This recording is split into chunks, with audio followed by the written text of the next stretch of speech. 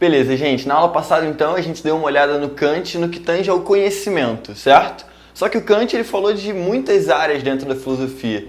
Ele fala de estética, né? Filosofia da arte, ele fala sobre ética, ele fala sobre a teoria do conhecimento. Ele aborda diversas áreas da filosofia e até mesmo algumas além da filosofia. Mas hoje a gente vai tratar um pouco da ética kantiana, certo? A ética kantiana, ela vai usar mais ou menos aqueles mesmos tijolinhos que ele formou lá na Crítica da Razão Pura, né? Que é a filosofia do conhecimento do Kant, beleza?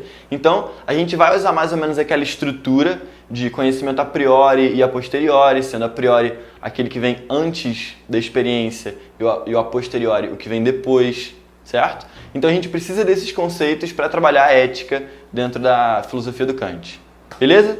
Então vamos lá, quais são as principais obras em que o Kant vai tratar de ética para você não ter que ficar perdido procurando nas obras de estética ou de teoria do conhecimento dele? São a Fundamentação da Metafísica dos Costumes, tem também uma obra posterior chamada simplesmente Metafísica dos Costumes, e a outra é a Crítica da Razão Prática, que é a segunda daquelas três críticas kantianas, a crítica da razão pura, crítica da razão prática e a crítica da faculdade de julgar, certo? Então essas são as três críticas kantianas e a gente está falando da ética, que é a segunda crítica aqui. Basicamente, a ética do Kant está pensando em como o ser humano deve agir, certo? Então a palavra dever ela vai ser fundamental aqui na teoria kantiana, porque é ela que vai descrever toda a ética desse cara. Vocês podem observar que a conduta humana para o Kant, ela difere do conhecimento humano, certo? Por quê? Porque a conduta humana, ela emprega uma característica muito única, que é a liberdade. Os seres humanos são livres para agir. Eles podem pensar uma coisa e agir de modo contrário, certo? Então, desse modo, a atitude, a conduta humana tem liberdade. Mas o conhecimento que a gente abordou na última aula, ele não é livre.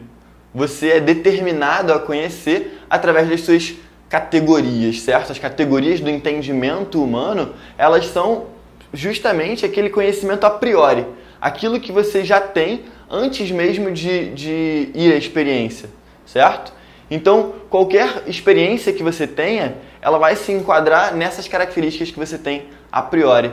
Aqui, basicamente, ele está dizendo justamente que o conhecimento é determinado por essas categorias, mas a ação não é determinada. A ação emprega a liberdade. Então, por isso a necessidade de criar uma outra área do conhecimento, né? Uma outra área de pesquisa filosófica que é só para falar sobre a ação humana, ok? O indivíduo, então, para o Kant, como ele deve agir exatamente? Ele não deve buscar aquilo que é subjetivo nele, aquilo que as experiências dele construíram, certo? Ele deve pensar justamente no que é universal, no que não é só a minha realidade, nem a sua realidade, mas é aquilo que serviria para todos nós, certo? O dever humano, então, ele deve ser igual para todos os seres humanos. Não pode haver um ser humano que deve agir de um modo e outro que deve agir de outro modo. Todos eles agem de acordo com o mesmo princípio, que é o princípio racional. O Kant, então, ele está traçando esses dois pontos básicos da teoria dele. Um é a liberdade, que a gente observou aqui. Você só pode julgar alguém se essa pessoa for livre para agir, né? O Kant ele influencia muito na área do direito. Então, por exemplo, a gente só pode julgar pessoas que foram livres para tomar as suas decisões. E geralmente, quando uma pessoa consegue comprovar que ela não estava em seu estado mental normal, mas que ela teve um surto psicótico, por exemplo, ela consegue diminuir a sua pena porque ela não estava apta a julgar, certo? A liberdade dela estava um pouco comprometida porque ela não estava com a sua plena racionalidade, ok? Então, basicamente, a gente tem a liberdade e a razão humana. A atitude do ser humano, ela não deve ser baseada no que é subjetivo, no que é o seu interesse pessoal, beleza? Então, por mais que você... Não estou dizendo que você vai mentir, mas se você vai contar a verdade, se você vai contar a verdade para conseguir mais dinheiro, você está errado. Por quê? Porque você está fazendo alguma coisa por um interesse pessoal. Mesmo que seja falar a verdade. Se o seu interesse em contar a verdade é pessoal e subjetivo, então você não está agindo moralmente. Para Kant você está errado. Beleza? Como Kant quer que a gente age, então, se não é a partir do nosso ponto de vista subjetivo e dos nossos interesses pessoais? O Kant acha que a gente deve agir baseado nos princípios da nossa razão prática. A gente tem que tentar observar o que é o princípio da nossa razão prática, ou seja, a razão do agir, certo?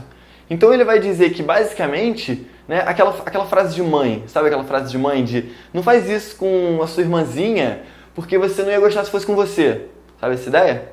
Então, as mães são bem kantianas, porque o que o Kant vai dizer é que o princípio básico da razão prática é mais ou menos esse. Você tem que se colocar no lugar daquela outra pessoa. Você tem que observar se aquela conduta seria aplicável não só a você, né, mas a todas as outras pessoas que existem no mundo. Então, o Kant está tentando buscar os princípios dessa razão. Com isso, ele vai determinar o dever humano. E aí ele vai fundar a ética do dever. Ok? Então, a ética do Kant, ela também é conhecida como ética do dever ou ética deontológica, certo? E, basicamente, ela está tentando traçar qual é o dever humano a partir da sua razão prática. O que eu tenho de racional que me diz como agir? Certo? Então o Kant está tentando ir por aí. Ele vai buscar justamente os princípios a priori dessa razão prática, da nossa moralidade. Ok? Os princípios a priori significa dizer que você não vai analisar uma situação quando ela chegar, mas você já tem que ter uma fórmula geral que se aplica a todas as situações. Ok? E você vai, portanto, agir frente a todas as situações com o mesmo dever. Beleza? Esse dever do Kant, esse dever a priori, é o que ele chama de imperativo categórico. Imperativo porque é uma ordem e categórico porque, assim como as categorias do entendimento são a parte a priori do nosso entendimento, aqui o imperativo categórico é aquilo que é a priori na nossa razão prática, certo? Na nossa moralidade. Beleza?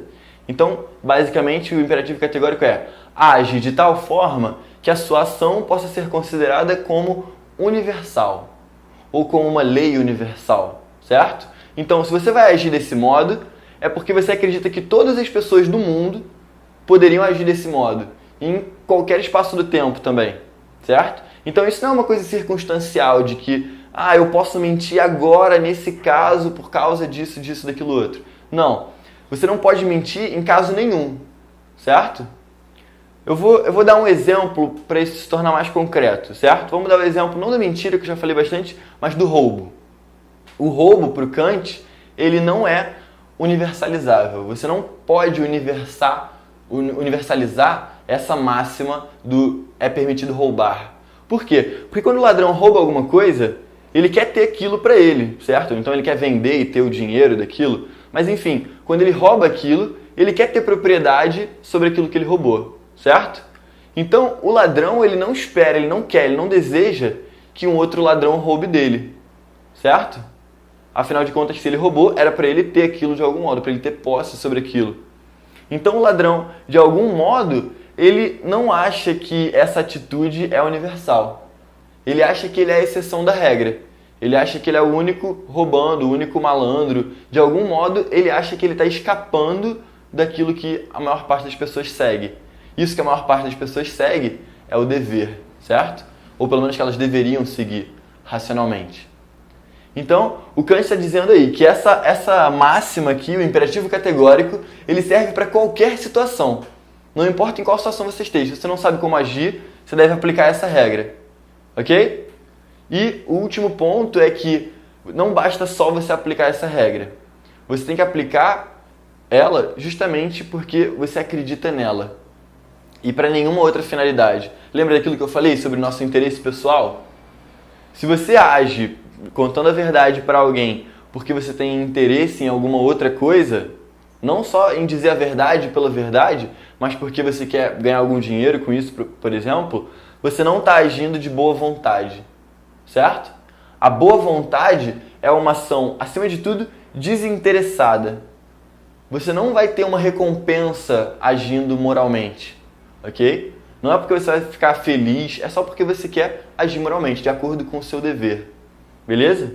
E, portanto, a boa vontade, ela segue o dever simplesmente pelo dever. Ela faz o certo porque é o certo a ser feito, e não pelas consequências que isso vai gerar, beleza?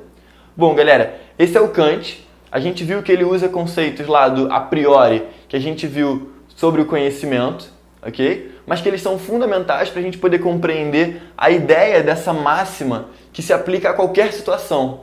Uma máxima que é universal. Esse é o ponto central do imperativo categórico. Aquela lei tem que se tornar universal, beleza?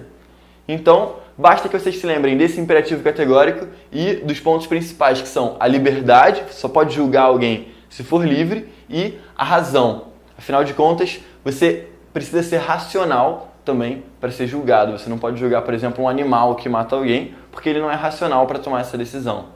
Só pode julgar um ser humano. Beleza? Bom, galera, então é isso e até a próxima.